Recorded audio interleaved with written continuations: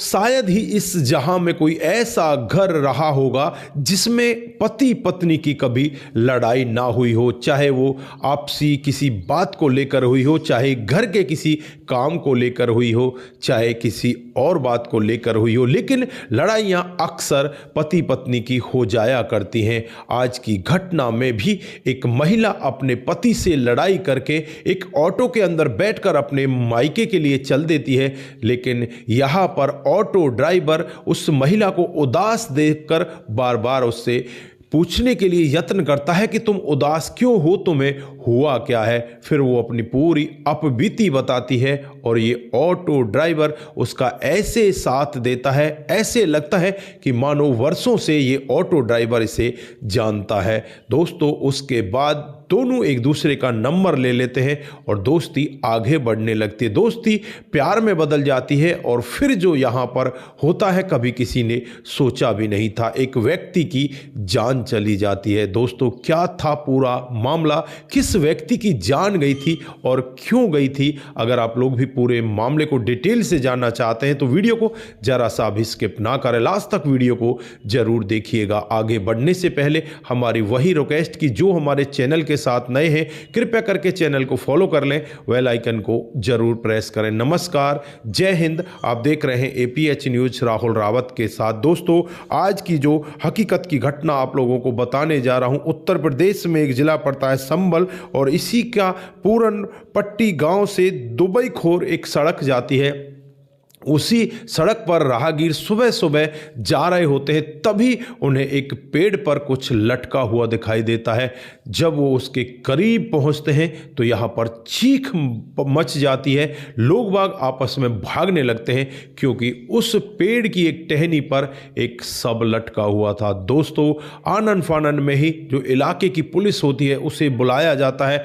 Police इस dead body को नीचे उतारती है और इसकी जांच पड़ताल में लग जाती है, इसके फोटोग्राफ्स निकाले जाते हैं। इधर जब इसकी जांच पड़ताल की जाती है तो इसके हाथ पर एक टैटू छपा हुआ था जिसमें लिखा हुआ था सनी लव नेहा। दोस्तों, यहाँ इतना अंदाजा तो लगाया जा रहा था कि कोई सनी लड़का है, उसकी प्रेमिका नेहा है, लेकिन ये सनी है कौन और ये यहाँ पर आया कैसे? दोस्तों, अब यहाँ पर पुलिस अपनी जांच पड़ताल में अच्छी तरह से लग जाती है। जो पोस्टर हैं उनको जगह जगह चिपका दिया जाता है। अगले ही दिन पुलिस के पास एक लड़का आता है और वो कहने लगता है कि साहब, जो ये सब है ना वो मेरे जीजा का है। दोस्तों, अब वो अपने जीजा का नाम सनी बताता है और वो कहता है कि ये हाथरस जिले के उरपुरा का रहने वाला है।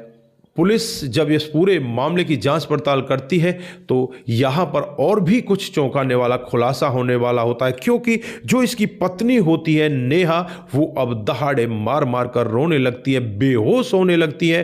दोस्तों, फिर यहाँ पर पुलिस चारों तरफ से जांच पड़ताल करती है तो पुलिस का शक यहाँ नेहा के ऊपर ही जाने लगता है। फिर नेहा से जब सख्ती के साथ पूछताछ की जाती है तो नेहा टूटती है और एक ऐसा सत्य बताती है जिसे सुनकर हर कोई व्यक्ति सोचने के लिए मजबूर हो जाता है। दरअसल जो नेहा और सनी है, इनकी जो शादी होती है 18 जून 2018 को होती है। जो नेहा होती है वो कासगंज इलाके की रहने वाली होती है, उसका एक नेवरी गांव है उसकी रहने वाली होती है।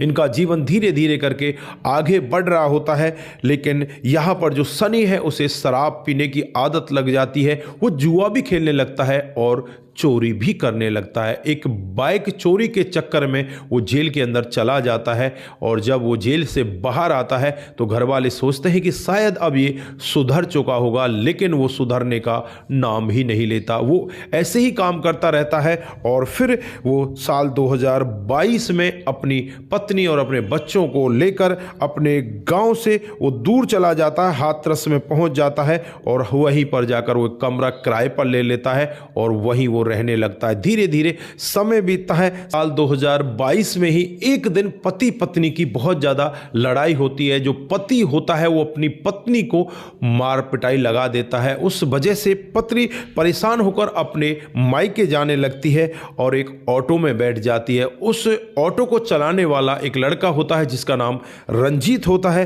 रंजीत यहां पर इस महिला को परेशान देखकर इसकी दुखती हुई रग को पकड़ लेता है और उसे पूछने लगता है कि तुम्हें हुआ क्या है, तुम किस तरह से परेशान हो। यहाँ पर इसे ऐसे सांत्वना देता है कि जैसे रंजीत मानो इसे वर्षों से जानता हो। दोस्तों, इस औरत को वो अपने चंगुल में फंसा लेता है और दोनों यहाँ पर एक दूसरे से प्यार करने लगते हैं। धीरे धीरे समय बीतता है, समय के हिसाब से ही दोनों एक दूसरे के नज़दीक आ जाते हैं और पति पत्नी जैसे संबंधों में हो जाते हैं। और उसके बाद एक दिन ये दोनों निर्णय लेते हैं और घर से फरार हो जाते हैं, घर से भाग जाते हैं। इस सब के बारे में जब पति सनी को पता चलता है तो सनी बहुत ज़्यादा दुखी होता है। वो सोचने लगता है कि तेरी तो बहुत बड़ी बदनामी हो रही है कि तेरी पत्नी तुझे छोड़कर किसी और के साथ भाग गई। फिर वो अपनी ससुराल पहुंचता है। ससुराल जाकर ससुराल वालों को धमकी देता है कि अगर मेरी पत्नी मेरे घर पर नहीं आई तो मैं यहां पर बहुत बड़ा हंगामा कर दूंगा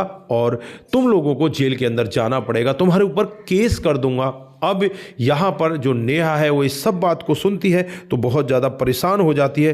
परेशान होकर फिर वो वापस अपने पति के पास आ जाती है, पति के पास रहने लगती है। लेकिन यहाँ पर वो झूठ मूठ के उसके साथ रह रही थी, उससे उसको कोई लगाव ही नहीं था, कोई प्यार ही नहीं था। और फिर होता कुछ ऐसा है, 25 दिसंबर 2025 को सनी और नेहा के बीच में लड़ाई होती है और सनी बहुत ज़्यादा शराब पीकर आता है, नेहा की इतनी ज़्यादा पिटाई करता है। नेहा अब बिल्कुल भर चुकी थी, तंग हो चुकी थी कि अब मुझे इसके साथ रहना ही नहीं है। फिर कासगंज अपने मायके जाती है और वहां पहुंचने के बाद वो सनी को फ़ोन करती है। 31 दिसंबर को जो उसका बॉयफ्रेंड होता है रंजीत, वो नेहा एक प्लान बनाते हैं और उस प्लान में ये अपने एक भाई अरुण को भी शामिल कर लेते हैं। प्लान के तहत ये यहाँ पर सनी को इस दुनिया से विदा करने वाले होते हैं। इस सब के लिए 1 जनवरी 2026 को चुना जाता है, नया साल है। पत्नी अपने पति के पास फ़ोन करती है और उससे कहती है कि तुम मुझसे मिलने के लिए आ जाओ, मैं यहाँ से तुम्हारे साथ वापस जाना चाहती हूँ क्योंकि साल बीत चुका है। पिछले साल में जो गलतियाँ हुई उन्हें हम भूल जाना चाहते हैं, नए साल को हम नए साल की तरह शुरुआत करना चाहते हैं। आप मेरे पास आ जाइए और मुझे यहाँ से ले जाइए। पति बहुत ज़्यादा खुश होता है लेकिन पति को प्लानिंग के बारे में कुछ भी भनक नहीं लगती और फिर वो पत्नी को लेने के लिए पहुंच जाता है। लेकिन रास्ते में ही उसे ये सारे लोग मिल जाते हैं। तब में ये 3 लोग शामिल होते हैं जिसमें एक तो रंजीत, दूसरी नेहा और तीसरा अरुण। ये तीनों के तीनों बीच में ही इसको पकड़ लेते हैं और पकड़कर इसकी जमकर पिटाई करते हैं। पिटाई इतनी ज़्यादा होती है कि इसकी वहीं पर मौत हो जाती है, इसके प्राण पखेरु उड़ जाते हैं। दोस्तों, उसके बाद यहाँ पर अब ये लोग सोचने लगते हैं क्यों ना इसे दफना दिया जाए, इसे आग के हवाले कर दिया जाए। इस सब के लिए इसे जंगल में भी लेकर जाते हैं लेकिन जंगल में जाने के बाद इन्हें होश आता है कि तुम तो दिया सलाई को ही भूल आए, तुम्हारे पास तो माचिस ही नहीं है, तुम इसे जलाओगे कैसे। फिर इनकी प्लानिंग भी स्टार्ट होती है, क्यों ना इसे पेड़ से लटका दिया जाए। दोस्तों, जब इसे पेड़ से लटकाया जाता है तो वहाँ पर कोई नहीं होता, सुनसान जंगल होता। सुनसान जंगल में से पेड़ से लटका कर ये तीनों लोग ऐसे अपने घर पर आ जाते हैं जैसे तुमने कुछ किया ही नहीं। और यहाँ पर लोगों को ऐसा लगे कि इसने खुद ने अपने आप की जान ली है, लेकिन ऐसा होता नहीं क्योंकि क्राइम चाहे कितने ही शातिर तरीके से क्यों ना किया जाए, क्राइम के पीछे कोई ना कोई बड़ी वजह छूटी जाती है। और आज भी यहाँ पर क्राइम को पकड़ने के लिए पुलिस पोस्टमार्टम का इंतजार करती है और जब पोस्टमार्टम की रिपोर्ट आती है तो उससे साफ खुलासा होता है कि यहाँ पर जो ये सनी है इसने अपने आप को ख़त्म नहीं किया, इसको यहाँ पर मारकर लटकाया गया है। दोस्तों, फिलहाल के लिए यहाँ पर 3 लोगों की गिरफ्तारी हो जाती है जिसमें पत्नी नेहा, उसका बॉयफ्रेंड रंजीत और उसका भाई अरुण। इन तीनों लोगों के खिलाफ मामला दर्ज कर लिया जाता है और इन तीनों लोगों को गिरफ्तार करके जेल के अंदर बंद कर दिया जाता है। तो दोस्तों, ऐसे ऐसे क्राइम हमारे समाज के अंदर हो रहे हैं। आप लोगों ने देखा किस तरह से एक पत्नी अपने मायके रूट कर जाती है लेकिन ऑटो में ही उसे ऐसा प्यार हो जाता है और वो इतने बड़े क्राइम को अंजाम दे डालती है।